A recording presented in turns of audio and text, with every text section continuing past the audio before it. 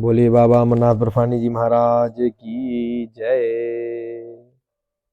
जीवन में जब पांडवों जैसा संकट आएगा तो याद रखिए भगवान श्री कृष्ण जैसा सारथी भी अवश्य आएगा।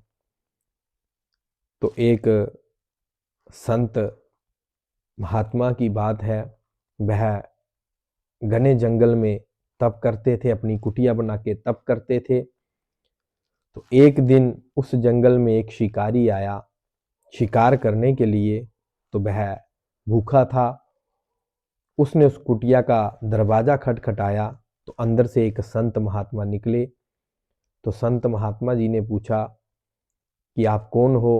तो उसने साफ साफ कह दिया कि मैं तो शिकारी हूँ, शिकार करने के लिए आया हूँ। किसी ने मुझे कहा कि ये बहुत घना जंगल है, इस जंगल में बहुत सारे पशु जानवर रहते हैं, तो मैं उनका शिकार करने के लिए आया हूँ। तो शिकारी ने कहा कि आप कौन हैं, आप यहाँ क्या कर रहे हैं? तो संत महात्मा जी ने उसको जवाब दिया कि मैं भी शिकारी ही हूं, मैं भी बहुत वर्षों से इस जंगल में शिकार की आस में जहां बैठा हूं, परंतु मेरा जो शिकार है वो आज तक मुझे नहीं मिला। तो उसको समझ नहीं आया शिकारी को। उसने कहा कि आपका शिकार क्या है, वो कैसा दिखता है? तो वो संत जो थे वो भगवान श्री कृष्ण जी की पूजा भक्ति करते थे और उनके दर्शन को पाने के लिए ही वह उधर तप कर रहे थे जंगल में। तो जब शिकारी ने ये बात उस बाबा से, संत से पूछी, तो संत ने यही जवाब दिया कि मेरा जो शिकारी है वह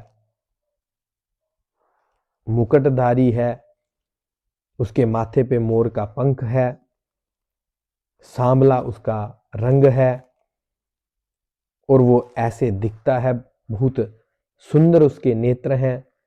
भगवान श्री कृष्ण की जो भी जैसे प्रतिमा, चित्र, इस तरह से उसको बताया और वह बताते बताते भावुक हो गए, रोने लगे कि मेरे को तो पूरा जीवन हो गया परंतु मुझे आज तक मेरा शिकार नहीं दिखा। तो उस शिकारी की भी आंख में आंसू आ गए। तो शिकारी ने कहा कि आप महात्मा जी, आप चिंता ना करें, मैं जाता हूं, आपका शिकार मैं लेके आता हूं। आपने जैसा मुझे बताया है वैसा ही शिकार लाऊंगा। आपने मुझे बताया कि मोर पंख उसके माथे पे है, मुकुट लगा हुआ है, हाथ में बांसुरी है और मनुष्य की तरह दिखता है, बहुत सुंदर शरीर है, सांवला रंग है। तो मैं वैसा ही शिकार आपके लिए लाऊंगा, वही शिकार लाऊंगा। तो जब वह शिकारी जंगल में चला गया, एक पेड़ के ऊपर चढ़ गया, देखने लगा। एक दिन हो गया, 2 दिन हो गए, 3 दिन हो गए, 4 दिन हो गए, 5 दिन हो गए उसको उसी पेड़ पे बिना खाए, बिना पिए, बिना सोए।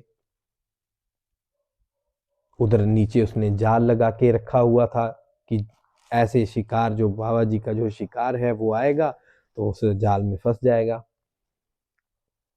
तो जब वो 5 दिन बीत गए तो भगवान श्री कृष्ण जी को ध्यान आई। तो भगवान श्री कृष्ण उस जाल में फंस गए आके, और जैसे उसने देखा तो एकदम से पेड़ से छलांग लगाई और जोर से चिल्लाने लगा कि मैंने शिकार पकड़ लिया, मैंने शिकार पकड़ लिया।